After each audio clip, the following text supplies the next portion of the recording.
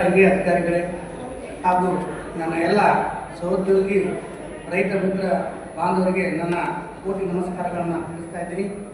ನನ್ನ ಹೆಸರು ಶ್ರೀನಿವಾಸ್ ಚಿಕ್ಕಟ್ಟಿ, ಜಮಖಂಡಿ ತಾಲೂಕು ಜಮಗಿ ಗ್ರಾಮದಿಂದ ಬಂದೀನಿ. 2019 ಕೊರೋನಾ ಬಂದ ಟೈಮ್ದಾಗ ನಾನು ಶುಗರ್ ಇಂಡಸ್ಟ್ರಿ ಒಳಗೆ ಕೆಲಸ ಮಾಡ್ತೀನಿ ಸೂಪರ್ವೈಸರ್ ಆಗಿ. ಒಟ್ಟು ನನ್ನ ತಲೆಗೆ ಬಿಸ್ನೆಸ್ ಮಾಡಬೇಕು. ಬಿಸ್ನೆಸ್ ಮಾಡ್ಬೇಕಂದ್ರೆ ನಮ್ಮದೇನಂತ ಜಮೀನಿಲ್ಲ, 1 ಎಕರೆ ಜಮೀನು ಇತ್ತು ನಮ್ದು. ಡಿಗ್ರಿ ಎಲ್ಲ ಮುಗಿಸಿ ಒಂದು 10-15 ಸಾವಿರ ರೂಪಾಯಿ ಜಾಬ್ ಮಾಡಿದ್ರೆ ನಮ್ಗೆ ಇರಿಟೇಟ್ ಆಗತ್ತಿತ್ತು. ನನ್ನ ಬ್ಯಾಚ್ಮೆಂಟ್ಸ್ ಎಲ್ಲರೂ ಹೈಯರ್ ಜಾಬ್ನಾಗ ಅದ. ಸೊ ಅವ್ರಿಗಿಂತ ದುಡ್ಡು ಮಾಡ್ಬೇಕು ನಾನು.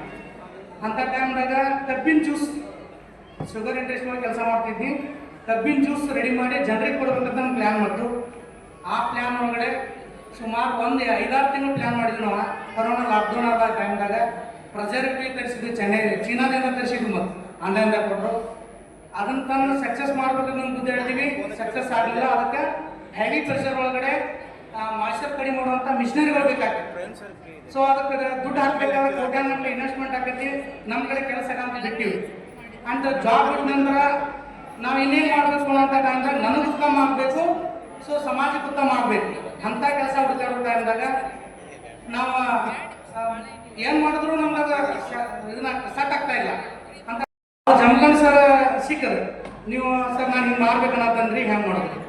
ಆಯ್ತು, ನೀನು ಮಾಡಕ್ಕೆ ಯಾರು ನಾವು ಅದಕ್ಕೆಲ್ಲ ವ್ಯವಸ್ಥೆ ಮಾಡ್ತೀವಿ ಅಂದರು. ನಂದೆಲ್ಲ ಡಾಕ್ಯುಮೆಂಟ್ ತರಿಸಿದ್ರು, ಟ್ರೈನಿಂಗ್ ಸರ್ಟಿಫಿಕೇಟ್ ತರಿಸಿದ್ರು, ಎಲ್ಲ ಸಕ್ಸಸ್ ಮಾಡಿಕೆಸಿಂದ ಅವರ ಅಪ್ಲಿಕೇಶನ್ ಆಗಿದೆ. ಆಯ್ತು, ಪ್ರವೀಣ್ ಸರ್ ಕೂಡ ನಮ್ಗೆ ಇದಕ್ಕೆ ಟಚಪ್ ಆದರು. 2 ಜನ ಸೇರಿಸಿ 1 ವರ್ಷ ಆದ್ಮೇಲೆ ಲೋನ್ ಆತ ನಮ್ಗೆ. 1 ತಿಂಗಳದಾಗ, 2 ತಿಂಗಳದಾಗ, 5 ತಿಂಗಳದಾಗ ಆಗಿಲ್ಲ. 1 ವರ್ಷ ಆದ್ಮೇಲೆ ಲೋನ್ ಆಯ್ತು. ಲೋನ್ ಆದ ನಂತರ ಎಲ್ಲರಿಗೂ ಒಂದೇನಂದ್ರೆ ಉದ್ಯೋಗ ಮಾಡಾಕತ್ತೀವಿ, ಜಲ್ದಿನ ಪಿಕಪ್ ಹಾಕ್ಬಿಡ್ತೀವಿ ಅಂತ ಕನಸು. ಸೊ ನಾವೊಂದು ಜಾಬ್ ಮಾಡಿದ್ರೆ ನಮ್ದು ಮಿಷನ್ ಎಲ್ಲ ಸೆಟ್ ಹಾಕೊಂಡಿದ್ದರಿಂದ ಸೆಟ್ ಆಗಿ 3 ತಿಂಗಳ ಮನೆಯಾಗ 20 ಲೀಟ್ರ್ ಎಣ್ಣೆ ಮರಿವಿ. ನಾವು 20 ಲೀಟ್ರ್ ಎಣ್ಣೆ 3 ತಿಂಗಳು ಮರಿವಿ. ಬಿಸ್ನೆಸ್ ಅನ್ನ ಹೆಂಗೆ ಹುಡ್ಕೊಂಡು ಹೋಗೋದು, ಜನರ ಗ್ರಾಹಕರನ್ನ ಹೆಂಗೆ ಕರ್ತರೋದು ಅಂತೇಳಿ 10 ಕಿಲೋಮೀಟರ್ ಡಿಸ್ಟೆನ್ಸ್ ಐತಿ.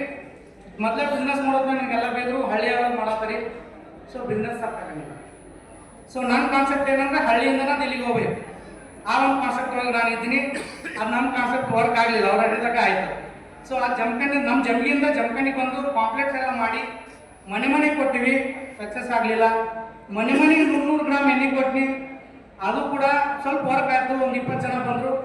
ಅದಾದ ನಂತರ ಸಣ್ಣಗೆ ಪಿಕಪ್ ಆಯಿತು. 50 ಜನ ಬಂದರು, 100 ಜನ ಬಂದರು. ಈಗ ನನ್ನ ಕಸ್ಟಮರ 300ಕ್ಕಿಂತ ಮೇಲೆ ಆಗ್ಯಾರ. ನನಗೆ ನನ್ನ ಅಂಗಡಿಗೆ ಬಂದ ಮೊನ್ನೆ ಗುಜರಾತ್ದವ್ರು ಬಂದು ಎಣ್ಣೆ ಹೋದಾರ. ನನ್ನ ಕಡೆ ಖುಷಿ ವಿಷಯ ಏನಂದ್ರೆ ಗುಜರಾತ್ದವ್ರು ಬಂದು ಹೋದಾರ. ಡೆಲ್ಲಿಗೆ ಹೋಗೋದೇನು ಭಾಳ ದೂರ ಇಲ್ಲ. ಯಾಕೆ ಗುಜರಾತ್ದವ್ರು ಬಂದಿರಪ್ಪ ಅಂತಂದ್ರೆ ಇಲ್ಲಿ ಅವ್ರು ವರ್ಕ್ ಮಾಡ್ತಾರ, ಇಂಥ ಎಣ್ಣೆ ಇಲ್ಲಿ ಸಿಗ್ತದೆ ಅಂತೇಳಿ ಗುಜರಾತ್ದವ್ರು ಏನಂತಲೇ ಅವ್ರ ಈ ಕಡೆ ಪ್ರವಾಸ ಬಂದಾಗ ನಮ್ಮಲ್ಲಿ ಬಂದು ಎಣ್ಣೆ ಹೋದಾರ. ನನ್ನ ಕಾನ್ಸೆಪ್ಟ್ ಸೊ ಹಳ್ಳಿಯಿಂದ ಡೆಲ್ಲಿವರೆಗೇನೆ ಡೆಲ್ಲಿ ಅವರು ಕೂಡ ಬಂದು ಎಣ್ಣೆ ಹೋಗುವಂಥ ಸಿಚುವೇಶನ್ ಭಾಳ ದೂರ ಇಲ್ಲ. ನನಗೆ ಸರ್ ಕರ್ಕೊಂಡ್ಬಂದ್ರು ಬೆಳಗ್ಗೆ 7 ಗಂಟೆಗೆ. ಶ್ರೀನಿವಾಸ್ ಸರ್ ನಾಳೆ 7 ಗಂಟೆಗೆ ಹೋಗ್ಬೇಕ್ರಿ ಅಂತೇಳಿ. ನನಗೆ ನಿನ್ನಿದ್ರೆ ಕಾಲ್ ಬರಾಕತ್ತವ ಎಣ್ಣೆ ಬೇಕಂತೇಳಿ. ನಾನು ನಿನ್ನೆ ನಮ್ದು ಫ್ಯಾಕ್ಟ್ರಿ ಮಾಡಿ ಕವಾದ ಎಣ್ಣೆ ಮನ್ಯಾಗ ತಯಾರು ಮಾಡಕ್ಕೆ ನಮ್ಗೆ ಟೈಮ್ ಇಲ್ಲ ಆಗಿತ್ತು. ಅಷ್ಟು ಎಣ್ಣೆ ಸೇಲ್ ಐತೆ ನಮ್ಗೆ. ಈಗ ಬರೋತ್ತಾಗೂ ಸರ್ ಹೇಳಿ ಬನ್ನಿ ಎಣ್ಣೆ ಗಾಡಿಗೆ ಹಾಕಿ ಬಂದೀನಿ. ಅವ್ರ ಕಸ್ಟಮರ್ ತಗೊಂಡು ಹೋಗ್ಯಾರ. ಸರ್ ಇಲ್ಲೇ ಇಟ್ಟರಲ್ರಿ ಎಣ್ಣೆ ಯಾರು ಒಯ್ತಾರತ್ತೆ ಹೇಳಿ. ಸರ್ ಇಲ್ರಿ ನಮ್ಮ ಕಸ್ಟಮರ್ ಬಂದು ಒಯ್ತಾರತ್ತೆ ಹೇಳಿ. ಬರೋತ್ನಾಗ ಗಾಡಿ ಹೊತ್ತೋದ್ನಾಗೂ ಕೂಡ ಎಣ್ಣೆನ ಸೇಲ್ ಮಾಡಿ ಬಂದೇನೆ. ನಾವು ಸೇಲ್ ಮಾಡೋದನ್ನು ಕಲಿಬೇಕು, ನಾವು ಬಿಸ್ನೆಸ್ಸನ್ನು ಹುಡುಕ್ಬೇಕು. ಅಲ್ಲಿವರೆಗೆ ಯಾರು ನಮ್ಮನ್ನ ಹುಡ್ಕೊಂಡು ಬರಂಗಿಲ್ಲ.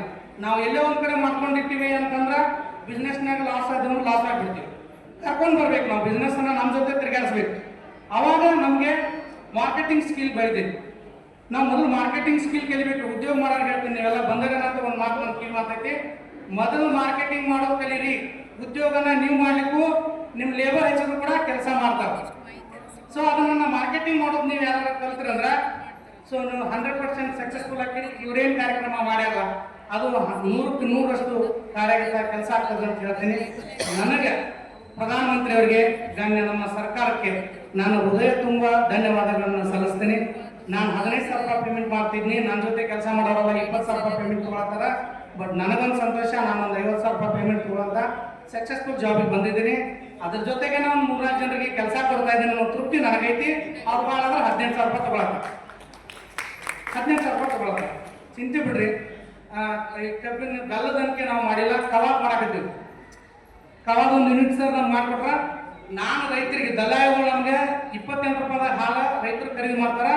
ನಾನು ದಲ್ಲಾಳಿಗಳು 10 ಮಂದಿ ದಲ್ಲಾಳಿಗಳು ನನ್ನ ಕಡೆ ಹಾಕ್ಕೊಟ್ರೆ ತಗೋಬೋದು. ಬಟ್ ನಾನು ತಗೊಳತ್ತ ನೀವು ಕೂಡ ರೈತರಿಗೆ ಡೈರೆಕ್ಟಾಗಿ ಕೋಚ್ ಆಗಬೇಕು. ನಾನು ರೈತಿಗೆ 35 ರೂಪಾಯಿ ಹಾಕ್ಕೊಟ್ಟು ತಗೊಳತ್ತ ಇದು ಹಳ್ಳಿ ಒಳಗಡೆ. ಸೊ 100 ರೈತರಿಗೆ 35 ರೂಪಾಯಿ ಪ್ಲಸ್ ದಿವಸ ಅವ್ರಿಗೆ 300 ರೂಪಾಯಿ ಲಾಭ ಆಗತ್ತೈತಿ. ಅಂಥದ್ದೊಂದು ಯೂನಿಟ್ ಕವರ್ ಮಾಡಿದ್ವಿ. ಇಲ್ಲಿಂದ ಸರೌಂಡಿಂಗ್ ಒಂದು 2-3 ಸ್ಟೇಟ್ಗೆ ಟೈಪ್ ಆಗಿದ್ದೀವಿ. ಸೊ ಆ ಕವಾನು ಎಕ್ಸ್ಪೋರ್ಟ್ ಆಗ್ತಾ ಇದೆ, ತುಂಬ ಬೇಡಿಕೆ ಇದೆ. ಕ್ವಾಲಿಟಿ ಚೆನ್ನಾಗಿ ಮಾಡ್ರಿ, ಕೆಲಸ ಚೆನ್ನಾಗಿ ಮಾಡ್ರಿ, ನಿಮಗೆ ರೊಕ್ಕ ನಿಮ್ಮ ಜೊತೆ ನಮ್ಮ ಜೊತೆ ಎಲ್ಲರ ಜೊತೆ ಬರ್ತದೆ ಅಂತ ಹೇಳ್ತಾ ಮಾತಾಡ್ಲಿಕ್ಕೆ ಅವಕಾಶ ಕೊಟ್ಟಂತ ಎಲ್ಲ ನನ್ನ ಹಿರಿಯ ಅಧಿಕಾರಿಗಳಿಗೆ ತಮಗೂ ಕೂಡ ಧನ್ಯವಾದವನ್ನು ಕಳಿಸಿ ನನ್ನ ಸಕ್ಸಸ್ಫುಲ್ ಸ್ಟೋರಿಗೆ ವಿರಾಮ ಹೇಳ್ತೀನಿ. ಧನ್ಯವಾದ.